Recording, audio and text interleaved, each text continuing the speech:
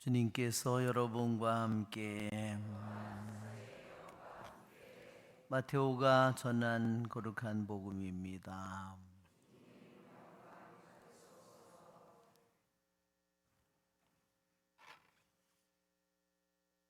그때 예수님께서 비유를 들어 군중에게 말씀하셨다. 하늘나라는 겨자씨와 같다. 어떤 사람이 그것을 가져다가 자기 밭에 뿌렸다. 겨자씨는 어떤 씨앗보다도 작지만 자라면 어떤 풀보다도 커져 나무가 되고 하늘의 새들이 와서 그 가지에 깃들인다.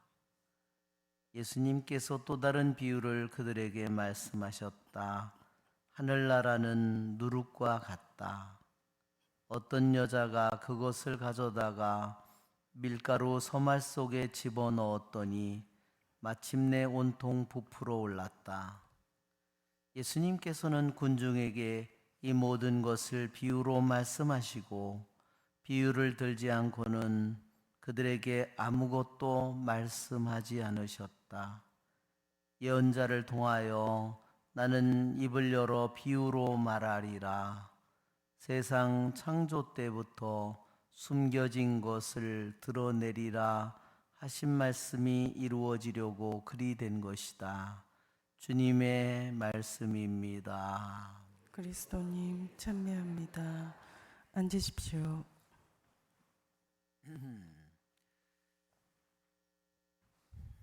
참 예수님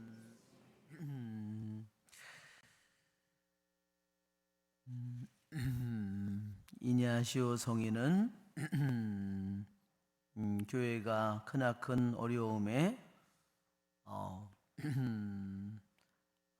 프로테스탄들이 등장했던 그러한 어려운 시대에 교회를 튼튼하게 지켜준 그러한 성인입니다.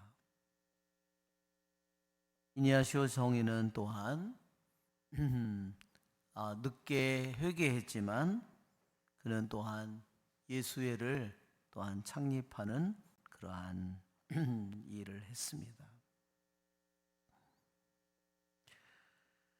이냐시오는 원래 세상적인 세속적인 야망을 많이 가지고 있었던 사람이에요. 그는 말하자면 전쟁의 기사로서 전쟁에 가서 그 승리를 해서 많은 공을 세우고 성공을 하려는 그런 꿈을 가졌습니다. 그가 항상 가지고 다니는 것은 뭐였냐면요, 칼이었습니다. 그래서 칼을 항상 차고 다니고 있었습니다. 긴 칼을.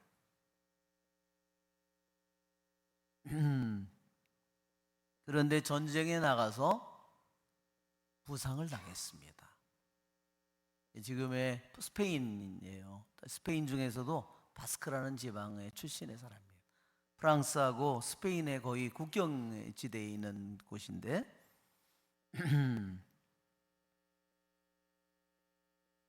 전쟁에 나가서 다치면서부터 큰 이제 회개를 하게 됩니다. 자신이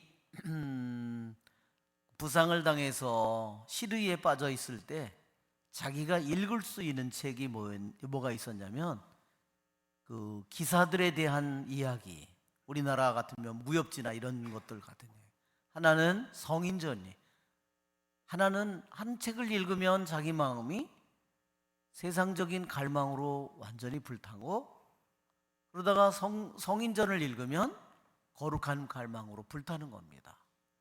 부상을 당해 있을 때 이 일이 계속 반복된 거예요. 왜 나에게 이런 문제가, 왜 이런 일이 생기지? 이게 뭘까?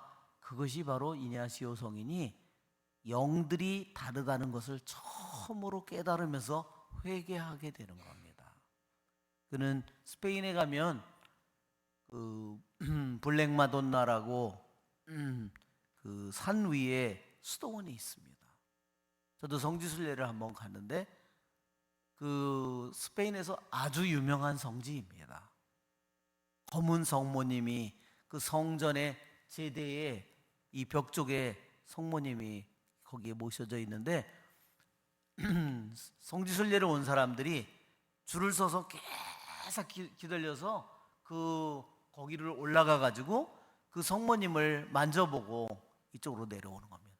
하도 줄이 길어서 2시간을 기다리다가 다음 스케줄 때문에 결국은 성모님에게 성모님 저희 왔어요. 그렇게 인사만 하고 눈도장만 찍고 온 적이 있었습니다. 너무너무 섭섭했지만. 근데 그 곳이요, 어떤 장소가 또 있냐면, 장소에 저기 있냐면, 이냐시오 성인이 회개한 다음에 자신이 자기 목숨처럼 지키고 있던 그 칼을요, 성모님, 그 블랙마돈나 성모님에게 그 칼을 봉헌하고 그 다음에 떠납니다. 근데 자기가 그 칼을 봉헌하고 떠나는데 어떤 이슬람 사람이 하느님을 모독하더래요. 그전 같았으면 어떻게 했냐면 그 칼을 가지고 있었으면 그 이슬람 사람을 찔러 죽였다는 거죠. 이것이 전기에 나오는 이야기입니다. 우리는 한 사람의 회개가 얼마나 중요한가를 이냐시오 성인을 통해서 우리는 깨닫게 됩니다. 오늘 독서의 말씀은 모세가 십계명의 돌판을 집어 던집니다. 계곡 밑으로 던져서 그것을 깨뜨립니다. 모세가 한 위대한 일들이 너무 많죠? 모세가 한 일들을 우리들이 생각해 보면 파라오로부터 10가지 재앙을 일으켜서 그리고 마지막에 자신 이스라엘 백성을 파라오에게서 빼내서 홍해 바다를 건너서 약속의 땅으로 데려가는 이 모세의 업적은 너무너무나 많은데 유대인들이 모세가 한 일 중에 가장 위대한 일을 한 것은 말하자면 이 계약의 증언판을 깨트린 거라고 합니다. 왜 그럴지 한번 우리는 깊이 생각해 봐야 됩니다. 답이 중요한 것이 아니라 왜 그것을 가장 유대인들이 모세가 한 가장 위대한 일이라고 생각할지. 오늘 복음에서 주님께서는 하늘나라에 대한 비유를 우리들에게 말씀해 주십니다.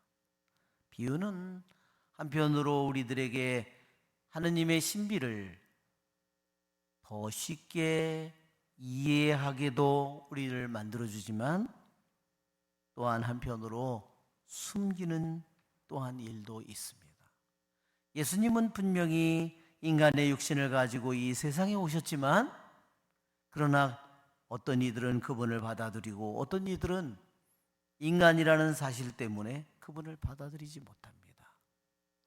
누구에게는 그 육신을 가지고 오신 예수님이 하느님의 신비를 드러내는 역할을 하지만 누구는 그것이 오히려 걸려 넘어지는 역할을 하게 됩니다. 우리는 언제나 하느님 앞에, 주님 앞에 겸손을 청하고 겸손의 은총을 청하면서 살아가야 됩니다. 하느님의 신비 앞에 우리는 무릎을 꿇을 줄 알아야 됩니다. 하느님의 진리 앞에 무릎을 꿇을 줄 알아야 합니다. 그렇다면 하느님의 신비는 우리들 안에서 끊임없이 자라날 것입니다. 우리의 좋으신 주님을 찬미합시다.